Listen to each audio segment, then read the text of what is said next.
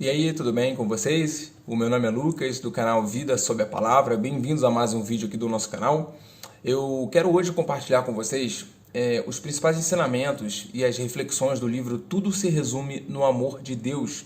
É o livro do presbítero Sérgio Franco, que é um dos pastores que preside a igreja lá onde eu congrego.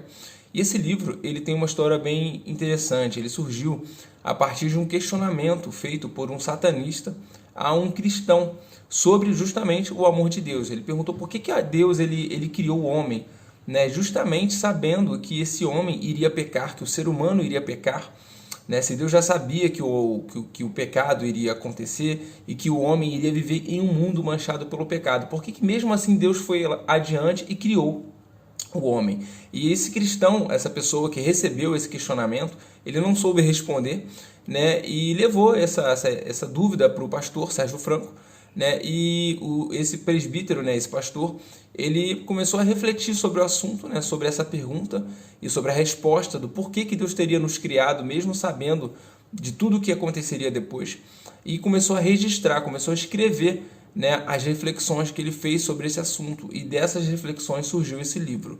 Então, eu também já me perguntei isso, né? Não sei se você já se perguntou, por que Deus nos criou sabendo que tudo isso iria acontecer, que a gente iria viver em um mundo cruel e tenebroso, como esse mundo que a gente vive, né? E a resposta, né, como o próprio nome do livro sugere, é que Deus nos criou por amor, né? E se você quiser saber um pouco mais, conhecer mais sobre esse amor de Deus e, claro, poder viver mais esse amor, refletir mais sobre esse amor na tua vida, fica comigo até o final do vídeo, porque com certeza eu creio que Deus vai falar contigo e você vai ter uma vida completamente diferente, né? Vai se parecer mais com Jesus, entender também um pouco mais sobre esse assunto, né? Sobre o propósito de Deus com a criação e como que isso se relaciona com o amor de Deus.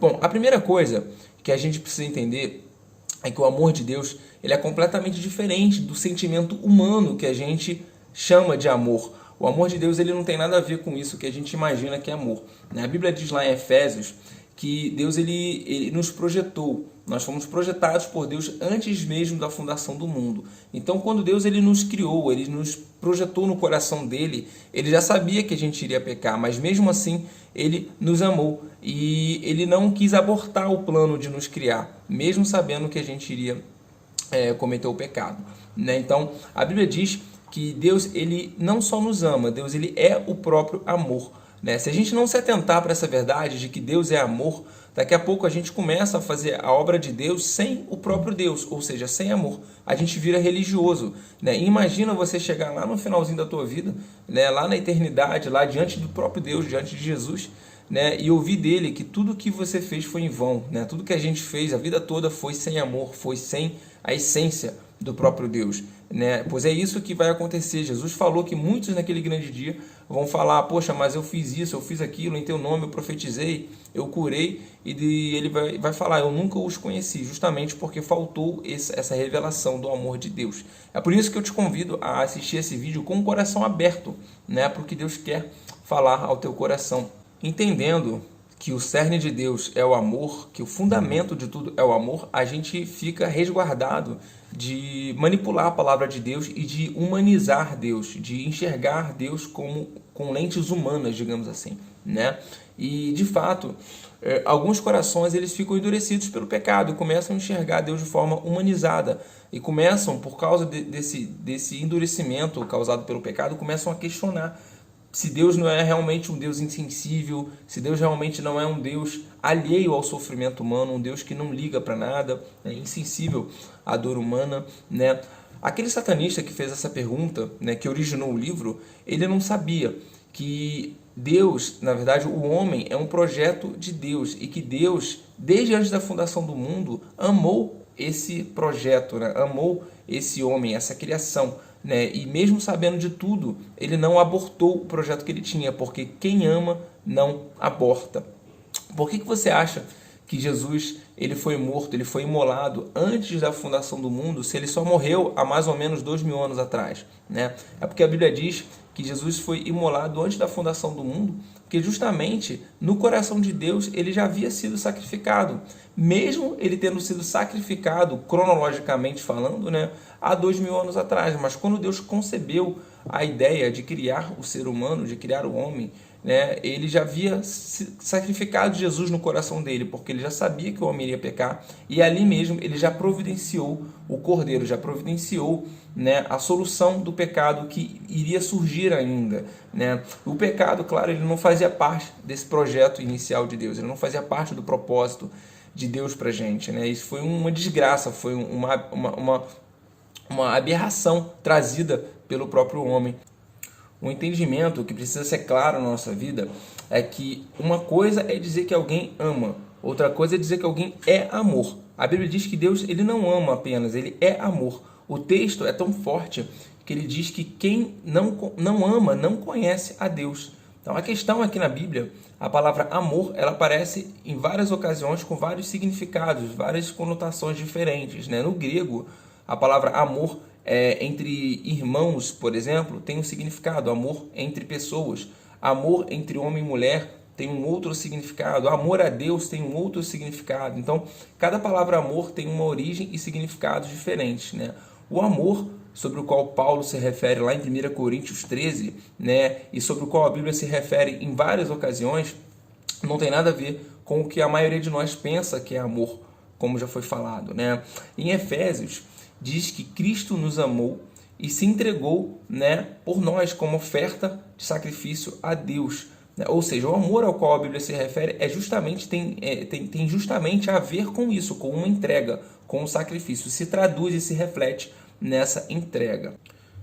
E todos os mandamentos onde a Bíblia nos orienta a amar, vem com a palavra como, ou seja, é impossível a gente amar na mesma intensidade que Deus nos ama, mas a gente tem que amar como Deus amou, ou seja, da mesma forma que Deus nos amou, né? E como que Deus nos amou? É justamente com entrega, com um sacrifício. Não é um amor sentimental, é um amor sacrificial. E sacrifício fala de dor, fala de entrega, de angústia. E foi isso que Jesus fez por nós lá na cruz. Então, amar a Deus é quando alguém se entrega a Deus em favor de outra pessoa. Quando a gente se entrega a Deus por outros, né? Amar como Jesus amou é isso, é entregar a vida por alguém. Talvez quando a gente decide, né, amar, quando a gente decide se entregar a Deus, né, e amar outras pessoas, a gente nem sabe ainda quem vão ser essas pessoas e não sabe nem quantas pessoas vão ser. Mas no momento que Deus nos chama para o altar dele, ele já sabe exatamente quantos vão ser essas pessoas que a gente vai amar, que a gente vai se entregar, quantas pessoas a gente vai alcançar pelo nosso amor, ou seja, pela nossa entrega, né? A questão é que o egoísmo hoje em dia está tão presente na nossa sociedade que quando a gente pensa em se entregar a Deus, a gente raramente pensa em se entregar por outra pessoa. A gente pensa em se santificar para ser salvo, em favor de nós mesmos, né? Sendo que é importante a gente pensar que Deus pode estar nos chamando também, aliás, Deus está nos chamando também a nos entregar e nos santificar por outras pessoas, em favor de outras pessoas. É importante essa reflexão, inclusive porque pensar em outras pessoas, pensar em se santificar por alguém, nos guarda também de pecar, porque o pecado está diretamente ligado a um sentimento egoísta, a pensar em nós mesmos, a esquecer do outro e pensar no nosso prazer imediato. Por isso que é importante também, por isso que a Bíblia nos manda amar o próximo e se importar, se entregar pelo próximo. Bom, o amor, ele sempre gera fruto. O amor é sacrifício, né? Se a gente enxerga isso, muitas coisas vão de fato acontecer na nossa vida. E o discipulado que Jesus ensinou é justamente esse, é ensinar o discípulo, ensinar alguém a amar a Deus e amar ao próximo, amar como Jesus amou. E o próximo pode ser qualquer pessoa, pode ser um irmão em Cristo ou pode ser alguém que a gente nem conheça. Uma outra reflexão importante também que esse livro trouxe para mim é que amar as pessoas de dentro da igreja, ou seja, amar os nossos irmãos em Cristo, gera unidade. Amar os de fora gera quantidade. E amar a Deus gera qualidade, porque quando a gente ama a Deus, a gente é transformado, né, à imagem e semelhança de Jesus. A gente passa a ser mais parecido com Jesus. É importante, de fato, a gente buscar, então, amar não só a Deus, mas amar também o próximo, seja próximo da gente ou seja alguém que a gente ainda nem conhece, né? Deus, ele quer nos levar a um ponto onde a gente, de fato, assume essa postura de entrega, onde a gente reparte, onde a gente doa, onde a gente prefere o outro em honra, né? Onde a gente coloca o outro acima de nós em honra, né? Onde a gente fala, o que é meu é seu, e tem realmente um coração disposto a doar, como diz lá em Romanos, capítulo 12, versículo 10, colocando de fato o irmão acima de nós em preferência, né? Uma das coisas que a gente não entende, que muitos de nós não entendem, né, é que o amor, ele nos escraviza voluntariamente. Então, por amor, a gente voluntariamente se faz escravo. Talvez você já tenha ouvido falar na frase: a minha fé me liberta, mas o meu amor me limita. Ou seja, por amor, a gente abre mão até mesmo daquilo que é lícito, por amor a outras pessoas. Abre mão daquilo que é nosso direito até. Foi como Jesus fez. A gente não precisa ensinar um discípulo o caminho da letra, da lei. A gente precisa apenas ensiná-lo a amar e se relacionar com Deus, né, e com as pessoas da maneira correta, né? Porque isso de fato é simples, é a simplicidade do reino, né? Ou seja, tratar o outro da maneira correta é tratar o próximo tendo o amor como fundamento de tudo.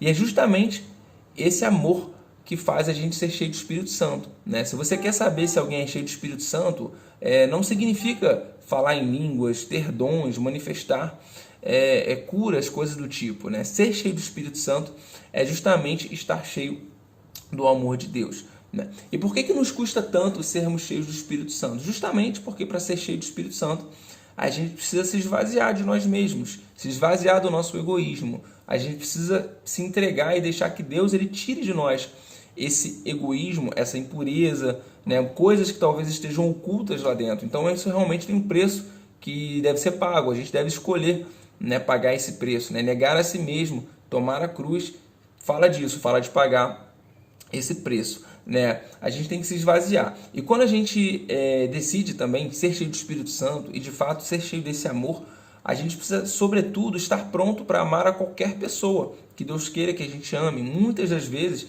a gente acaba escolhendo quem a gente vai amar. Então, amor e coração fechado não combinam. Quando a gente ora pedindo para ser cheio do Espírito Santo, Deus responde para a gente. Então, abra o seu coração para amar quem eu quero que você ame, quem eu quiser que você ame, né?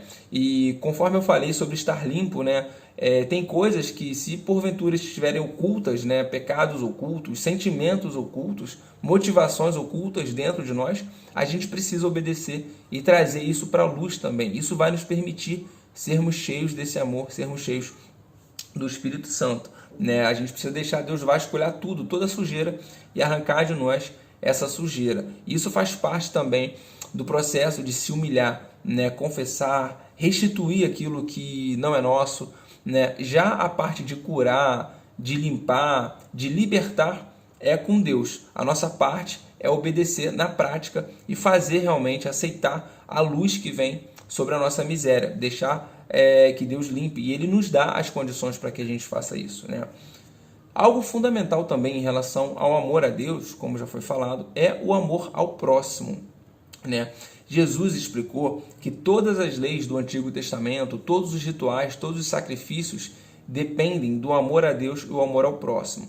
Além de Jesus, Paulo também, lá em Romanos 13, ele explica que o amor não pratica o mal, ou seja, todos os mandamentos relacionados a não matar, não roubar, não mentir, se resumem nesse amor, né? Ou seja, toda a lei, todos os profetas, né, todos os rituais dependem, né? Nada disso sobrevive sem esses dois mandamentos, sem o amor a Deus e o amor ao próximo. Então é importante que a gente entenda que nenhum ritual, nenhuma liturgia tem fundamento se não tiver realmente esse amor, né? Se a gente compreender essa verdade, fica muito mais fácil a gente discipular e ser discipulado também, porque a gente sabe que tudo que a gente faz deve ser motivado pelo amor. Até mesmo a repreensão, a disciplina, o ensino, tudo isso tem que ser feito com fundamento no amor de Deus. O termo próximo na Bíblia, quando a Bíblia fala em amar ao próximo, né, preferir em honra ao próximo, esse termo próximo, ele tem dois significados. Ele pode significar alguém próximo da gente mesmo, alguém que esteja perto da gente, ou alguém que vai chegar depois da gente, que a gente nem sabe ainda quem é, alguém que vem depois, alguém que a gente não viu, não tem ideia, mas Deus já sabe, né? Então, se a gente entender a base bíblica do amor, né, de amar como Jesus amou, a gente passa a se sacrificar pelo próximo, né? Porque a gente vai estar sacrificando o nosso ego, a gente já vai estar morto para a nossa vontade, para os nossos desejos, e fica mais fácil enxergar esse próximo, né? Fica mais fácil se entregar em favor do próximo. E não tem como a gente se relacionar com Deus da forma correta se a gente não realmente buscar conhecer a Deus de forma íntima, né? O conhecimento, o relacionamento com qualquer pessoa depende do quanto que a gente conhece essa pessoa. Então, se relacionar com Deus é muito mais do que só ler a Bíblia e orar. É um conhecimento prático, é um conhecimento diário, né? Um relacionamento diário. Como é que a gente sabe se a gente de fato conhece a Deus? Se a gente ama a Deus e está cheio desse amor?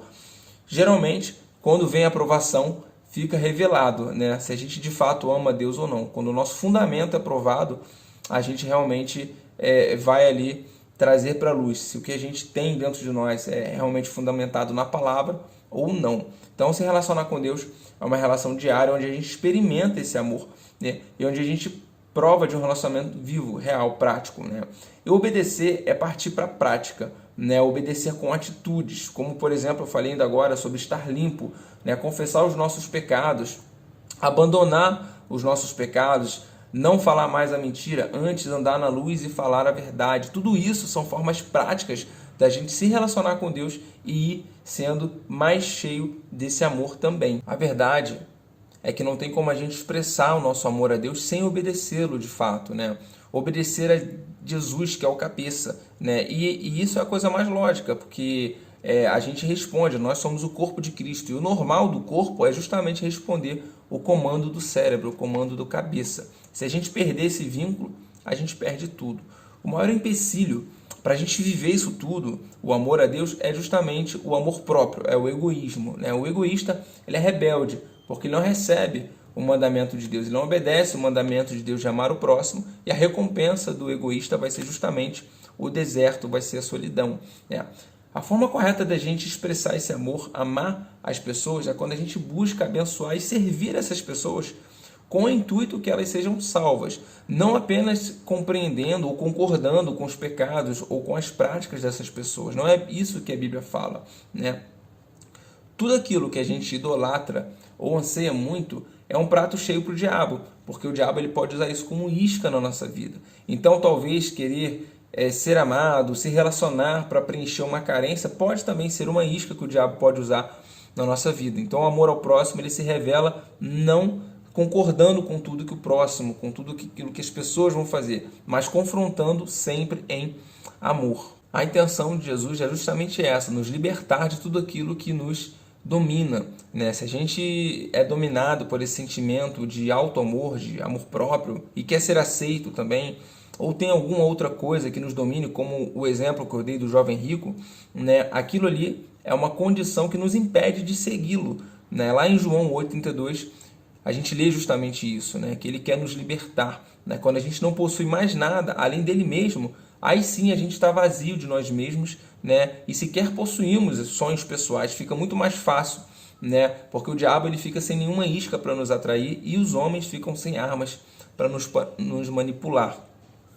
O amor é um mandamento que só é possível praticar com outra pessoa, porque todo amor é direcionado a alguém, ninguém ama sozinho, né? O amor ele sempre tem um alvo, né? Uma outra pessoa como alvo, o próximo, que a Bíblia fala, né? Quando o homem foi criado, Adão vivia no jardim, um lugar perfeito, com a presença de Deus, não tinha nada de ruim lá, mas mesmo assim Deus concluiu que não era bom que o homem estivesse só. Por isso ele criou uma outra pessoa, para que o homem pudesse compartilhar a vida dele, para que Adão pudesse compartilhar da vida dele com essa outra pessoa, né? Então é por isso que o diabo ele gosta de criar solitários, porque o solitário ele não vai ter a quem amar, ele não vai ter como obedecer o mandamento de amar o próximo, né? Ele vai cultivar a indiferença, que é justamente a ausência desse amor, né? E quando a gente renuncia a tudo para seguir Jesus, normalmente a gente abre espaço para amar, porque ele vai plantar os próprios sonhos dele na nossa vida, e a gente vai ter,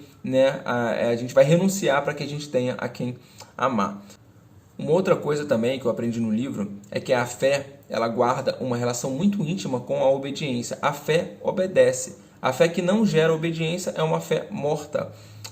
Romanos, capítulo 1, versículo 5, é uma das muitas passagens onde a gente lê sobre a obediência que vem a partir da fé. Tem várias outras passagens que falam isso, sobre a fé prática. A fé que não gera fruto é uma fé morta. E, de fato, essa é a maior coerência que existe mesmo, porque como é que a gente pode dizer que crê, mas não obedece, né? O próprio Jesus expressou essa indignação, né, com essa incoerência das pessoas que chamavam de Senhor, Senhor, mas não faziam o que ele mandava, né? Ele fez essa pergunta justamente confrontando, né, esse fato, e muitos de nós, se a gente não vigiar, a gente acaba, de fato, adotando o linguajar de crente que ama, que faz, né? No discurso a gente ama, mas na prática, né, essa fé não gera fruto, não gera a obediência. Então, se alguém quer provar que é um discípulo de Jesus, né, ler a Bíblia não prova que é um discípulo, ter dons não prova que é um discípulo, né? Como a gente sabe que alguém é um discípulo de Jesus? Quando essa pessoa ama como Jesus amou. Ama no conceito exato do que a Bíblia diz que é o amor ágape, né? E nesse processo de amadurecimento, a gente precisa entender que tudo nessa terra passa pelo mandamento de uns aos outros. Por isso, o autor do livro, ele nos lembra de alguns mandamentos bíblicos sobre esse princípio, né? Ele cita, por exemplo, Romanos, capítulo 12, versículo 10, que, como já falei, manda a gente preferir em honra ao outro, né? Manda a gente colocar o nosso irmão acima de nós. Lá em 1 Pedro, capítulo 1, versículo 22, ele nos manda amarmos uns aos outros de coração. Amar de coração significa amar, está falando do amor prático, né? E tem várias outras passagens, né, que o livro cita e que também a gente encontra na Bíblia. Mas eu quero destacar aqui a passagem de Romanos, capítulo 13, versículo 8, que diz que o amor é uma dívida. Pensa comigo, se o amor é uma dívida, é algo que nós devemos ao nosso próximo, por que a gente cobra amor? Porque quem deve nunca cobra. Então é uma reflexão muito importante. Porque uma das maiores dificuldades nossas, né, da igreja, é de fato essa cobrança, esse espírito crítico, né? E existem pessoas que estão apenas envolvidas com a igreja, não estão comprometidas, né? Sendo que o comprometido, ele não critica, ele não cobra, porque ele sabe que ele é parte do problema e também vai ser parte da solução, né? Já o envolvido não, o envolvido, ele cobra, ele quer mais, ele quer ser amado, ele quer cobrar amor, né?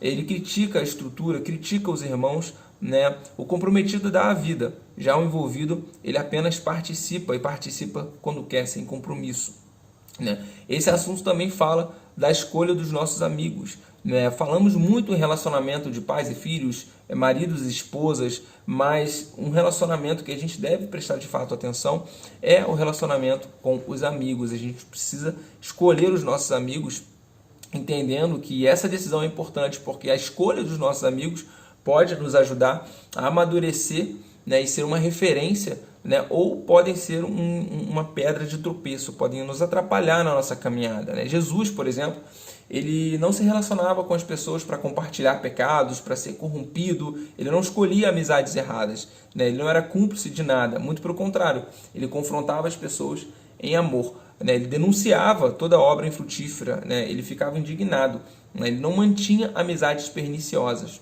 Então, de fato, a escolha dos nossos amigos com quem a gente vai se relacionar é realmente fundamental, também importante para que a gente venha a ser cheio desse amor de Deus, né? Bom, e por fim, se você quer se engajar na obra de ser discípulo, de fazer discípulos, saiba que você está, então, permanecendo no amor de Deus. Se você tem esse desejo, você está permanecendo no amor e o amor está permanecendo em você. Essa jornada é longa, mas a gente tem a garantia do nosso Senhor Jesus de que Ele estaria conosco todos os dias, né, até o fim dos tempos.